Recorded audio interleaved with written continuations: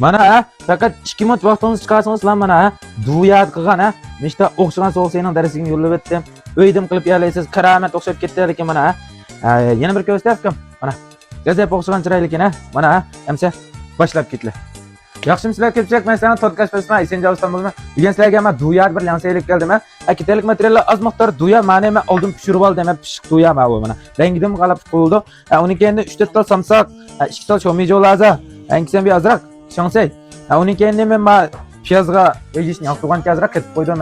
Sizlar turib qolsanglar ketib qo'ysanglar bo'ldi. Onun kendi men yig'laza. Mana darsligini yo'llab o'tdim.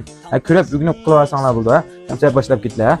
Biz boshda o'xshashmas samsakni Raus izvitimiz Manda qilib o'tsak mana tam chiqib taqinmak yeyish kerak keldi.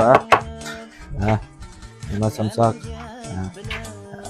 Men yeyishni yoqtirgan qashqashim bir talam soldim. Mana shu mijolarza. Bunu da şu 2 tane. Mana shu mijolarni soldik. Uning keyin piyoz, piyozni sir to'g'rab. Mish piyozning qon besimga, urug'lashga bir foydasi bor edi, shuni ketib yeb qo'ysanglar bo'ldi deb o'ylayman mana. Mana piyozni az miqdorda. Uning keyin az miqdor shansay, Şansiyani soldik. Endi bizning machqaga yog' lazım tugmasa, men lansay qilganda amal bo'lmish shu yig'injiqroq lazım azroq qilsanglar, rangi chiroyli chiqadi, taqinbek yeyish chiqadi, yog' lazım. Yog' lazım soldik. Mana achchiq suvdan 1,5 cho'mach mana. 1 cho'mach. Mana 1,5 cho'mach. Uning keyindan tuz.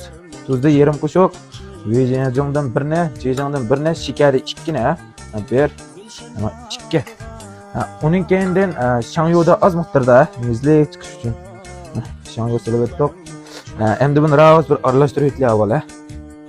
Mana mana rangim o'zgarib bo'ldi hozir mana. Mana.